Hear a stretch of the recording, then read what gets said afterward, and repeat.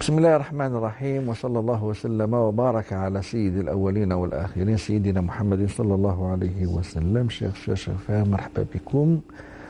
Merci d'être fidèle à votre émission Avis religieux de Toutouri. Merci d'être toujours là pour répondre aux questions de nos chers téléspectateurs, toujours pendant ce mois béni, sacré qui est le Ramadan. Nous continuons à répondre aux questions de nos chers téléspectateurs. Et nous mettons un numéro de téléphone à votre disposition pour nous appeler et poser vos questions. C'est le 00213 21 23 98 91. 00213 21 23 98 91. Un email avisreligieux@gmail.com. Et nous commençons par les questions qui nous sont parvenues par email.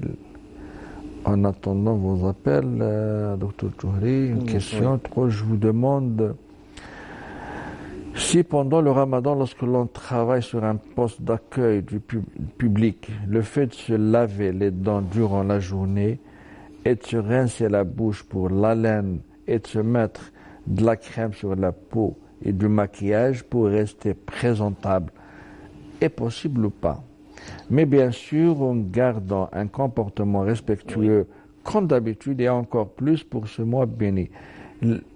Les gens ne font attention que ces petites choses qui, pour moi, ne représentent pas les vraies valeurs, la vraie valeur du Ramadan et son but. Et Allah sait mieux que nous, ces personnes, etc., etc. D'abord, avant de répondre, nous avons Amina de Draria Hagda. Oui, Amina, Madame Amina, marhaban. Salam alaikum. Salam wa rahmatullah. Bonjour, c'est juste pour une question. Oui. Concernant des acidités, donc j'ai toujours des reflux gastriques, même dans la journée, et je pense que c'est me fatara, ce qu'on me dit. Mais moi, j'ai un problème gastrique. Oui. Oui. Est-ce que les reflux là, donc c'est toujours des vomissements? Voilà. Provoque pas Vous les provoquez pas, bien sûr. Non. C'est plus fort qu'elle.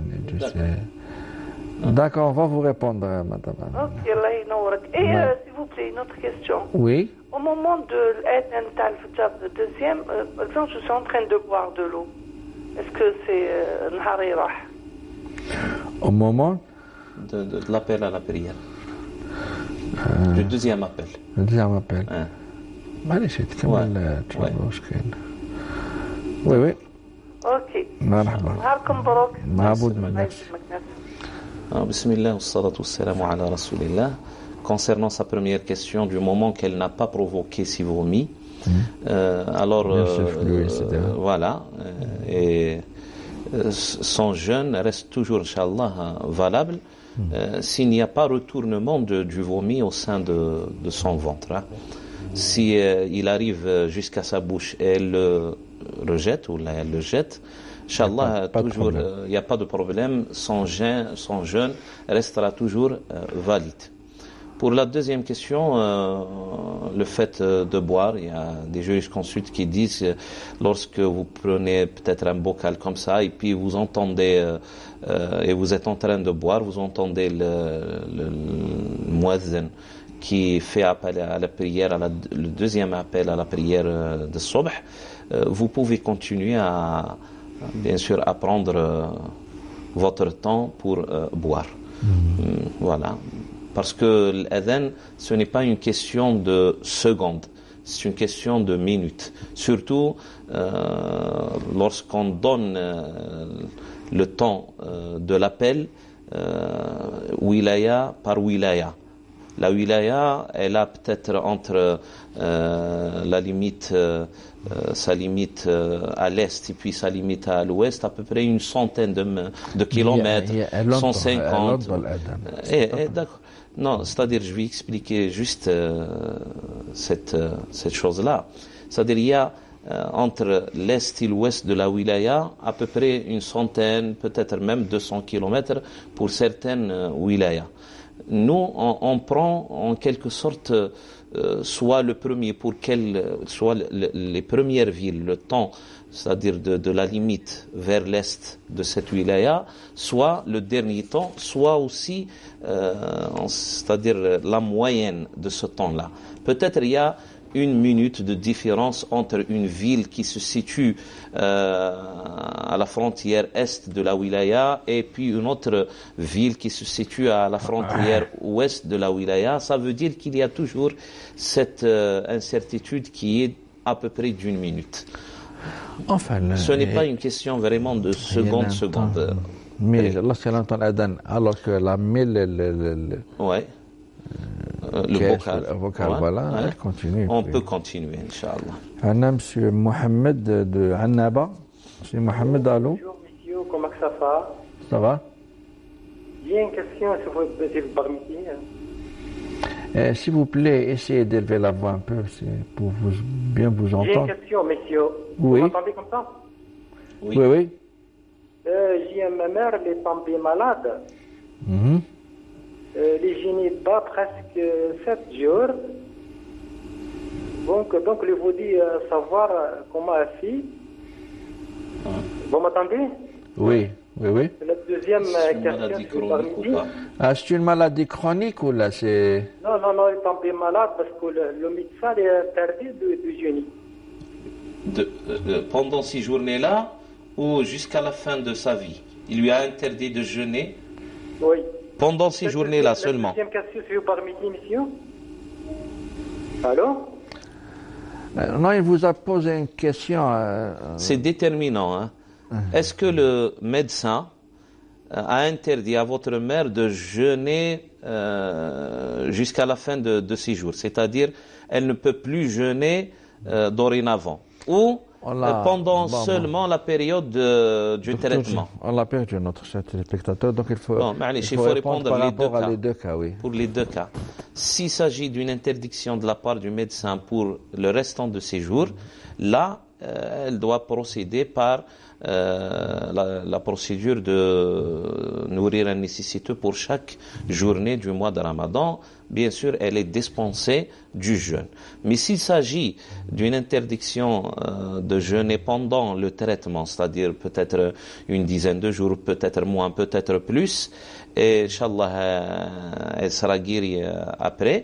Là, elle est dans l'obligation de rembourser ces journées-là après l'écoulement du mois de Ramadan, une fois qu'elle aura la capacité physique de jeûner, Inch'Allah.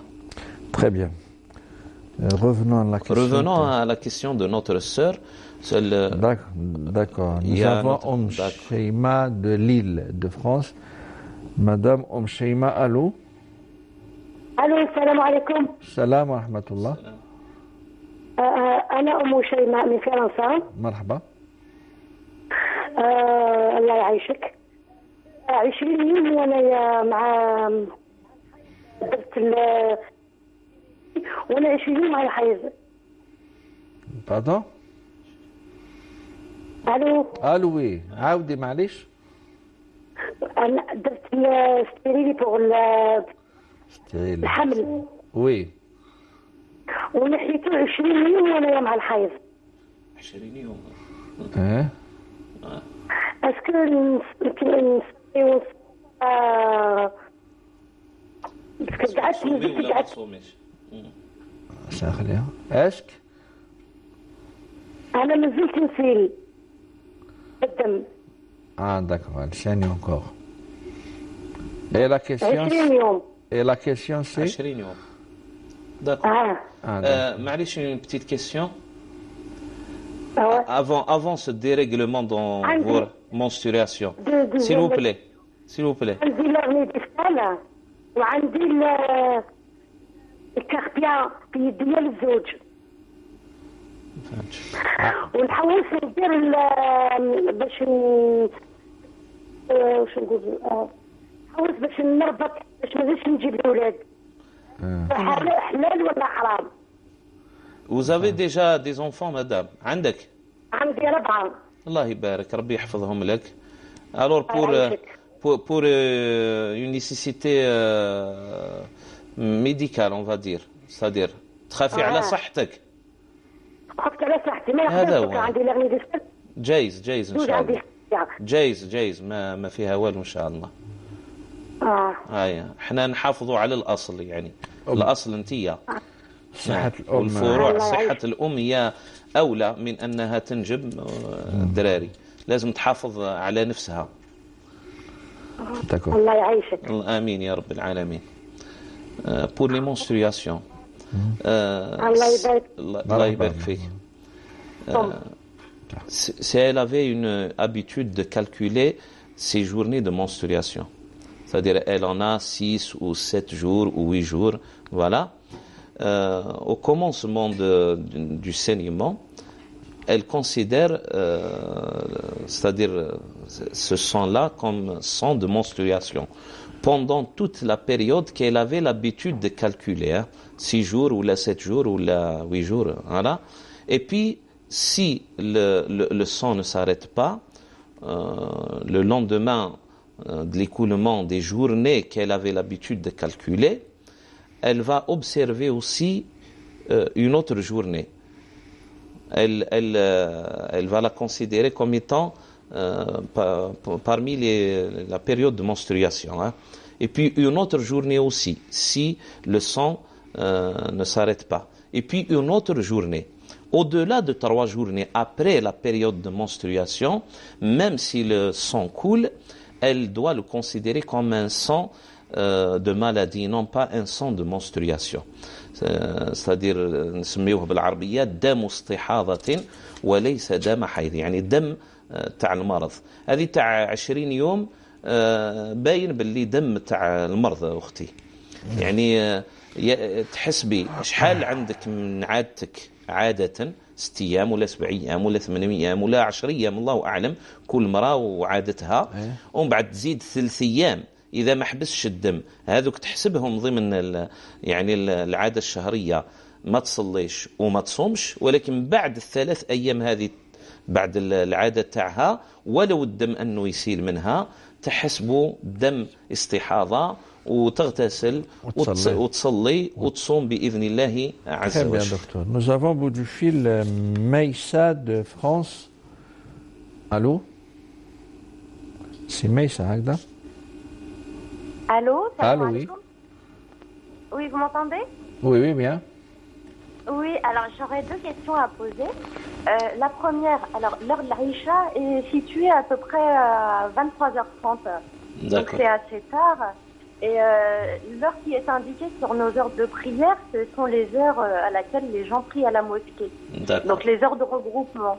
Très bien. Et moi, donc, j'aurais voulu savoir s'il était possible de prier une demi-heure avant, ou parce que vraiment c'est tard, le est très tôt.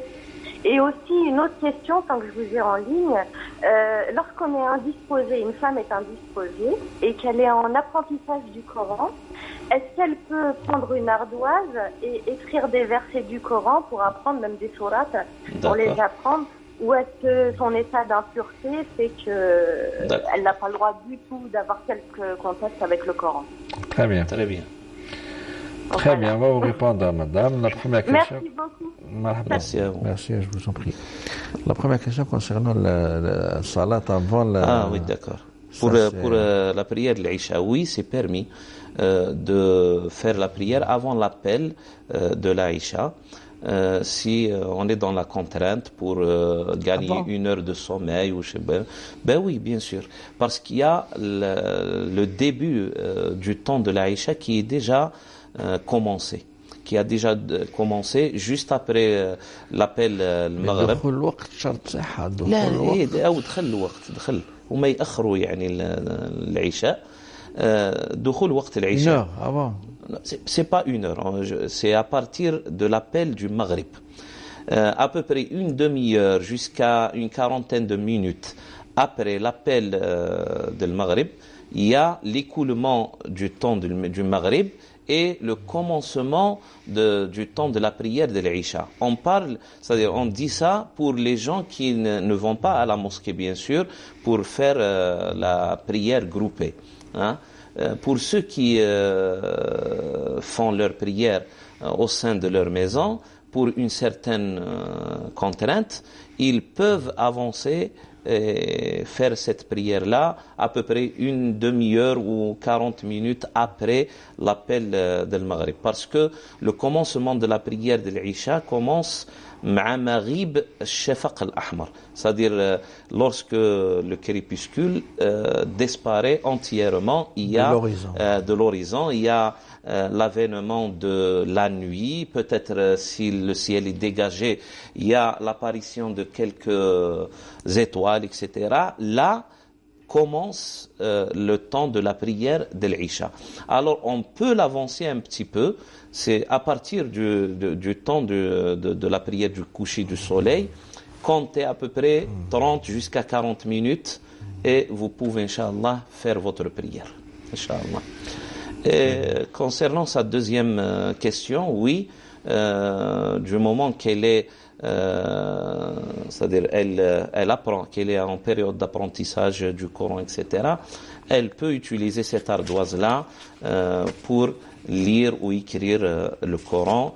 Nos jurisconsultes l'ont permis pour la femme qui est enseignante ou qui étudie et dans la contrainte متعلم أو للمعلم. لا يجوز لغيره. Docteur Djohri, nous avons au bout du fil Madame Amina de France.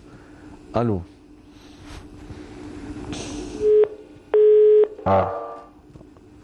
Ça est parti. Revenons à la première question. Concernant le dentifrice et le maquillage... Oui, il faut seulement prendre ses précautions pour ne pas avaler quelque chose. Que ce soit. Mais sinon, on peut utiliser du dentifrice et laver ses dents pendant la journée, bien sûr. On peut mettre de la crème sur la peau aussi, soit pour se protéger du soleil, soit peut-être pour des soins de peau, etc. Et mettre un petit maquillage par rapport à son poste de travail, par rapport à son poste de travail, voilà, présentable, c'est permis aussi, malgré que normalement c'est déconseillé, mais ça ne rend pas le jeune invalide. Voilà. Et nous avons au bout du fil Madame Souad de Grenoble. Allô? Allô, bonjour. Bonjour. En fait, je voulais vous poser une question à propos de la zakat. Zakat. En fait, je me suis toujours posé la question et j'ai eu des avis différents, comme j'habite en France. Et moi, j'aurais bien voulu l'envoyer en Algérie. Et moi, on m'a toujours dit qu'il fallait la donner là où j'étais jeune, en fait. Zakat al-Fitr ou de quelle zakat vous parlez? De quelle zakat? Zakat al-Fitr. Zakat, la rupture de jeûne. Oui. Très bien. Donc voilà, moi je voulais juste savoir, est-ce qu'éventuellement je pourrais l'envoyer en Algérie, parce que voilà, je connais plein de familles nécessiteuses là-bas. Il faut s'assurer seulement, chère dame, chère sœur. Oui. Et voilà, est-ce que vous êtes sûr qu'elle parvienne aux nécessiteux avant la prière de l'Eid? C'est ça la condition. D'accord. Par contre, est-ce que je peux, par exemple, appeler ma sœur ou ma famille et lui dire, par exemple, de me sortir telle somme, et puis après moi, une fois que j'arrive là-bas, je lui donne? Oui, c'est faisable. C'est faisable, oui. Ah ben très bien. Très bien. D'accord. Merci. Ben, je vous remercie beaucoup. Oui, je vous en prie. Merci, au revoir. Merci. Donc, pour le maquillage, il n'y a pas de souci. Oui, il n'y a pas de souci. Par rapport aux jeunes. Voilà. Mais par rapport à la prière et les ablutions... C'est autre chose. Mais par rapport aux jeunes, ça ne rend pas le jeune invalide. Voilà, très bien. Je suis musulmane de Belgique. Mon nom est Férouz François Gérard. Ma question est au sujet du voile. Oui. Il y a un verset qui dit que nul grief à la femme ménopausée de laisser son voile. Suis-je obligé de le mettre vu que je m'habille de façon décente et respectable. Merci beaucoup pour votre réponse. Allah subhanahu wa ta'ala a parlé d'un certain genre de femmes, type de femmes, qui ont atteint la ménopause et qui sont un petit peu proches peut-être de la vieillesse, etc. Et il leur a permis de ne pas mettre d'alléger en quelque sorte leur tenue vestimentaire, avec condition qu'elles ne s'embellissent pas, c'est-à-dire d'une façon exagérée. غير متبرجات بزينة. Voilà, d'une façon provocatrice, etc. Oui, il y a ce verset-là où Allah subhanahu wa ta'ala a permis pour une femme qui a atteint un certain âge, qui n'a pas envie peut-être de se remarier. Elle peut même alléger le foulard. Voilà, c'est ça. والقواعد من النساء التي لا يرجون نكاحا فليس عليهن جناح أن يضعن ثيابهن غير متبرجات بزينة وأن يستعففن خير لهن. C'est-à-dire si elles gardent leur voile et leur tenue vestimentaire conformément aux enseignements du prophète sallallahu alayhi wa sallam, ça sera recommandé. Ce n'est pas obligatoire, voilà. Mais ça sera recommandé, ça sera souhaitable. Voilà. Très bien. Oui. Et voilà, salam alaikum, j'ai 34 ans et je suis atteinte d'un cancer de l'estomac. Oui. Il y a un appel? Très bien. Je suis atteinte d'un cancer de l'estomac, je suis en cure de chimiothérapie. Je ne pourrai pas faire Ramadan cette année. Oui. Le médecin me l'a interdit. Très bien. J'aimerais savoir comment rendre le mois de Ramadan, s'il vous plaît, car je n'ai pas beaucoup de revenus. Mais est-ce que... Non, il ne lui est pas demandé de s'en acquitter d'une fidya. Du moment que ce genre de maladie, Inch'Allah, maintenant, ça se guérit. Il y a toujours de l'espoir. Il y a toujours de l'espoir qui va atteindre, Inch'Allah, la guérison. Alors, cette personne-là doit attendre. Elle ne fait rien comme charité ou la fidya ou de nourrir des nécessiteux. Ce n'est pas demandé. Elle doit observer d'abord, Inch'Allah, une certaine période pour atteindre la guérison. Une fois qu'elle sera guérie, là, elle doit rembourser, Inch'Allah, ces journées-là. Elle n'a pas à s'en acquitter d'une fidya. Ah, d'accord. Voilà. Oui, bonjour, salam, cher, merci pour votre émission. Ma question concernant un don ovocyte. Ah, d'accord. Je m'explique, j'ai ma femme qui est âgée de 47 ans et qui ne peut pas avoir d'enfant malgré tous les soins et les traitements qu'elle a fait ici en France pour avoir un enfant, mais ça n'a pas marché. Les médecins m'ont dit que ses ovules sont très faibles, même inexistants. Ah oui, d'accord. Je souhaite aller en Espagne dans une clinique pour lui mettre des ovules d'une autre femme pour tomber enceinte. C'est la seule solution. Je souhaite savoir si c'est vraiment haram de le faire ou pas, les ovules. Oui, malheureusement, ce n'est pas elle a les ovaires qui ne... d'accord. Voilà. Du moment qu'il y a de la semence d'une tierce s'il vous plaît, personne. Docteur, s'il vous plaît, c'est Mohamed de France, puisqu'il attend. C'est Mohamed, oui, de France. Allô? Oui. Oui, salam. Salam. بغيت نسقسي دوت AVC وراني ديابيتيك. الله ربي يشفيك ويلطف ان شاء الله. امين. وبغيت نسقسيكم راني رحت الجامع. راني خلصت زعما شهريتي تاع الصوم اللي نديره. ومي طيته قال لي راهي باغ جور 7 اورو ماهيش 5 اورو. اسكو كي ندير اسكو نعاود نزيد نخلص ولا نخليها 5 اورو؟ خليها ان شاء الله. خليها تكفي 5 اورو ميم راهي بلوس كو سوفيزون. Normalement, 3,50 € ça doit suffire. Du moment que la fitra, donc 5 € suffit largement. Alors 5 € ça suffit largement. Le fitra, il y a 7 €. Le fitra, c'est la zakat de la rupture du mois de Ramadan est de 7 €. Mais la fidya, c'est la moitié de cette somme-là. Ça veut dire 3,50 € pour chaque journée du mois de Ramadan. Très bien. Alors, vous n'allez pas à rajouter de l'argent. C'est suffisant. Nous n'avons pas beaucoup de temps pour... Très bien. Du moment qu'il y a de la semence d'une tierce personne en dehors des deux époux, là, c'est interdit parce que fait اختلاط يعني الانساب. Alors, s'il s'agissait peut-être de la semence de ce mari, de la semence de son épouse, ça va. Faire une fécondation in vitro. Soyons clairs, les ovules d'une autre femme. Ça veut dire ce sont les enfants d'une autre et elle n'est que mère porteuse. Elle a hébergé seulement le fœtus. Hein. Ouais, alors, malheureusement, ce n'est pas permis en islam. Ce n'est pas permis. Essayez d'avoir la kafala de quelques petits enfants, au moins un, déjà pour satisfaire un besoin instinctif.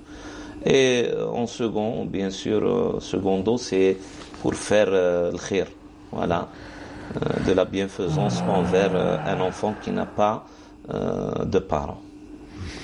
Bon, la dernière question, Dr Djouri. Je voulais vous remercier pour la formidable émission. J'ai un garçon de 20 ans qui ne jeûne pas et une fille de 15 ans qui jeûne, mais par obligation, car nous lui avons demandé. J'ai appris qu'elle ne croyait pas en din. Alors ma question est, quel comportement avoir avec mes enfants? Est-ce que je dois les obliger? Non. Docteur Djouri, la réponse nécessite beaucoup de temps. Nous avons 1 minute. On va une deuxième fois. Laisser pour... Non, pour celui qui est majeur déjà, il a atteint 20 ans, on ne peut pas obliger quelqu'un à faire une chose dans la religion du moment déjà qu'il est responsable sur soi-même. Il est responsable. Ne l'aidez pas seulement à faire ce péché-là.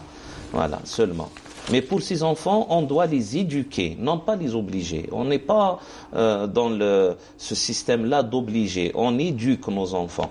Comme on leur interdit de mentir, on leur interdit d'insulter les gens, on leur interdit aussi de faire quelques péchés parce que faire rupture du mois de Ramadan, c'est un péché. Mais ça rentre dans l'éducation. Ça rentre pas dans le fait d'obliger quelqu'un. Ce sont nos enfants et il faut qu'il y ait des règles strictes dans la maison concernant l'éducation, la religion, etc.